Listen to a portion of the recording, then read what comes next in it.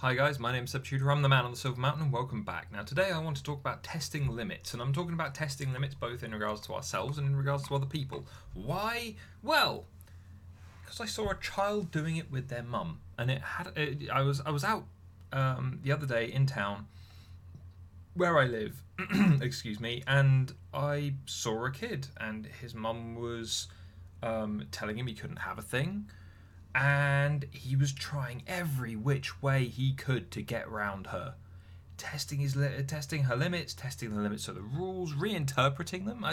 The kid must have been like 3 or 4. It was quite impressive. The mental gymnastics that the kid was pulling off just to try and get round his mum. But it got me thinking about some of the things that some of my clients and some of you guys have said to me in regards to when I've said or made videos on stuff like, oh, well, it's better to do first and apologize afterwards. And you guys have gone, but that's scary. It's scary and it's troubling, and there's so many things in the way, and and you limit yourself. And we talked about limiting beliefs a few times on this channel because they're such a big thing that hold people back. But as a result of seeing this kid, I was just like, yeah, when I was a kid, when I was very small, before I hit my shy phase, I'd be very pointed. I'd be quite quiet. But when it came to be loud, or when it came for me to push the envelope, see what I could get away with, then I would. Now, I got away with much less than my younger brother did, as is probably usually the way, to be fair. But it's interesting to consider that we don't get stuff unless we ask for it. And we get this from a very young age, because mummy and daddy have all the money, they have the resources, they're the ones that give us stuff. So if we don't ask, if we don't try and get it, then we're not going to get it. And so, I was thinking about this when on my way back out of town, and it was a case of going, do you know what, with the way that we limit ourselves, it's all only because we're kind of overly sensitive to negativity, to we become aware of disapproval and rejection, and so as a result we build up these really strong defenses against it, and we prevent ourselves from being personally vulnerable or put in positions where stuff could go wrong. And that constrains us, that locks us in place. It's safe, but it doesn't get us anywhere. And this happens for everything. If especially in relationships, and I'm talking generally relationships, but be they at work, be they in school, be they with a partner, whatever. If you are never going to make yourself vulnerable, if you're always going to try and keep your defenses up, if you're going to make sure that you're never disapproved of, never rejected by, and never negatively kind of impacted by things, then you're not going to get anywhere, because being disapproved of, being rejected, allows you to learn how not to be. Letting your defensive down and being vulnerable is the way that we get close to each other, because then we can share in our vulnerabilities, and we can help each other through our vulnerabilities as well. And so as a result, being sorry rather than not have tried is a much better way to live than not. And as I said, I've talked about that before. But now I wanted to kind of talk about how we push those limits. And this is kind of the culmination of a couple of things that I've talked about like this week. As I said, when we're a kid, we understand that if we don't ask for something, we don't get it. So we need to ask. If you're not sure about what you're doing with someone, then ask. Put yourself out there. Be the first one to ask the question. If you're a bit worried about asking the question, ask if you can ask the question. If you're a bit worried about what's a sensitive subject, things like sex are usually a sensitive subject. Things like politics or religion, sure, but you don't know if fashion would be a sensitive topic. Money is a sensitive topic. You know, whether or not those things are sensitive topics. You know, there are elements of those topics that would probably be sensitive to me. But if someone came and talked to me about them, I'd be mostly open around sex to one extent or another, as long as the person wasn't prying too much into me personally. I'd be more than happy to talk about money to one extent or another. Obviously, there are certain things that I have to keep under wraps for the sake of running my own company and doing other things. Politics, I will talk about ad infinitum. Religion, I will talk about ad infinitum, especially as with religion, I don't really have much of a stake in it other than dealing with the fallout of it in the world. But there may be other topics, like the great baked bean trauma that I went through, which I just made up out of thin air, but let's say that was a real thing. That could be a really, really tough topic for me. And so if you've not asked me about that, if I've not considered it until it's just come up, then I could be a quivering mess on the floor, curled up in a ball shaking because of the sudden flashbacks of baked bean focused trauma. Don't know why I chose that, but I did. And so having kind of that rumble round is important. You need to be able to ask and find these things out, and therefore it allows you to find a new comfort zone with those people, and it even allows you to find the new stretch zone with those people where you can branch out and develop. Because if you know that, say, politics, touchy subject, but then you've got new limits to test. Okay, so I know that the politics is a touchy subject on like in general, so that's not something that will bring up lightly. But what I will do is bring it up when it's in regards to a very specific thing that's happened, and see whether or not that flies, if that is or isn't something that we can talk about, either by asking about it or by just bringing up the topic. You know, it allows you to expand on those things, become more thoughtful about those things with other people as a result of finding out where they are and what they want to do, how their limits, you know, revolve around them. And so, you know, every relationship that we have has to expand and grow, and that can be incredibly tricky. But there's something that stood out to me when I was first starting to do kind of relationship and dating coaching, when I first set out as a coach.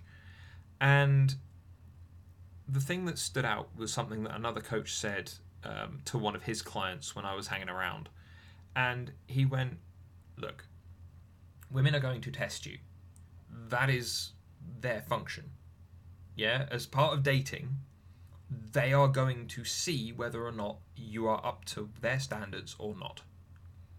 You are going to do the same, but you are more likely to be easily pleased because you're a guy who has come to a dating workshop to solve some of the problems that he's having.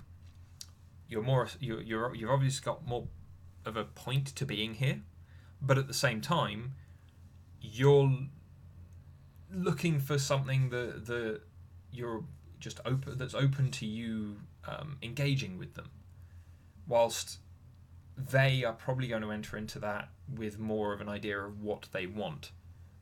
Only thing you can do is not be afraid of the rejection. If they try and test you in a way that is obviously a test, don't rise to it, because you will be far more respected for not rising to the occasion than not.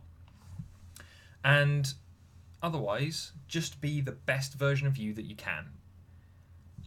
Tough things to maybe do, tough things to action, but it's stuff that stood out. You know, in terms of testing each other, pushing each other's limits, you know, it can be tough, especially when someone doesn't want to engage with you because it's near their limit. Not even over the limit, but near it. And so as a result, they shut it down. That stops growth of the relationship, that stops growth of everything around the relationship as well, depending on what that question was or what that subject was. And so when it comes to testing each other, there are ways to do it whereby it's just asking, it's just pushing the envelope, it's being a little cocky, and you can always apologize. And if someone doesn't accept your apology when you're being sincere, then they're being an arse. But, coming in and going and asking a thing, and then if it was a touchy subject, saying, look, I'm sorry, I didn't know. It was a touchy subject, it won't come up again. Fair enough. Then that's better than not asking, because then you don't know. And it's better that you ask it with purpose than not, because then you're more likely to take note of what is and isn't. And then you need to practice. There are going to be things that come up accidentally. Are touchy subjects, but they're just going to come up again and again by accident because you're not used to filtering them. The only way that you improve on that is by practice. So don't be afraid of that either. And if someone's not going to be willing to give you the opportunity to practice, to allow you to be the person in the relationship that they want you to be, chances are they're not really worth the amount of time and effort that you're going to have to put in reprogramming yourself to filter those things out overall. But as a result, the bottom line is every relationship has its own kind of standards and rules, but no one ever talks about them.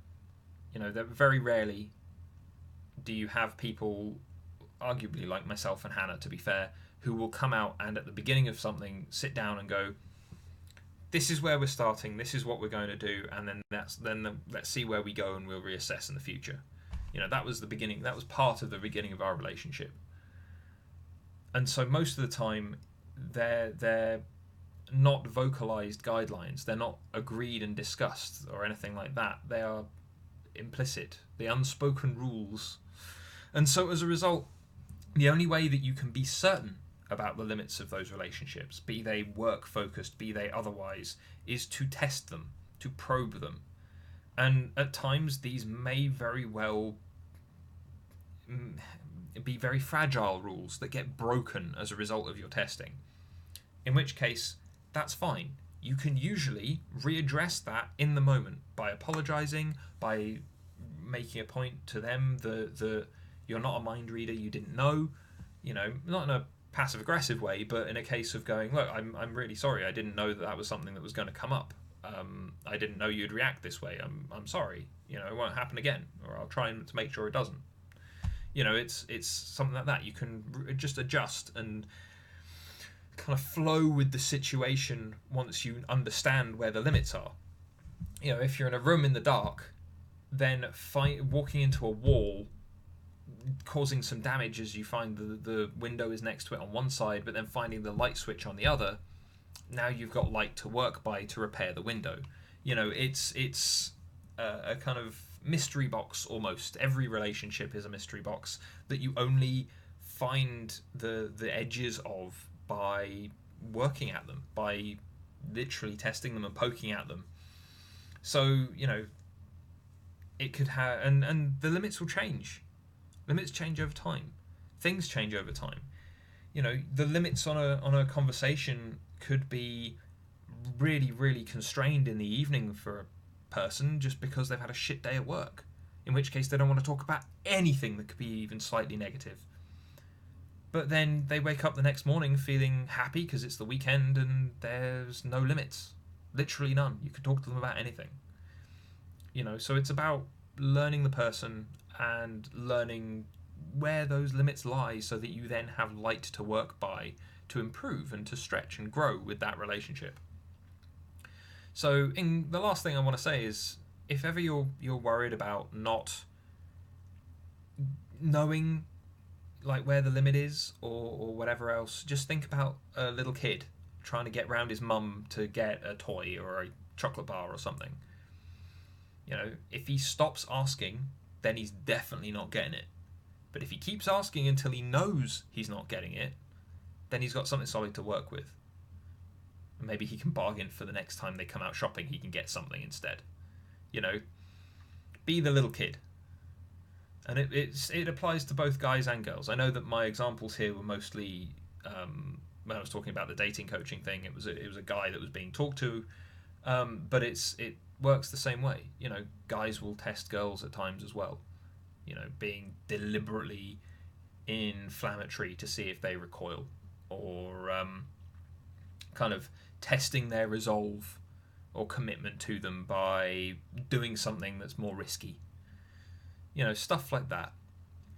And it amounts to the same. Either you can put your foot down, or you can not rise to it, or you can, you know, make a couple of decisions on yourself, go with it, see where you go, raise the fact with them that there's a limit there somewhere that needs to be better defined.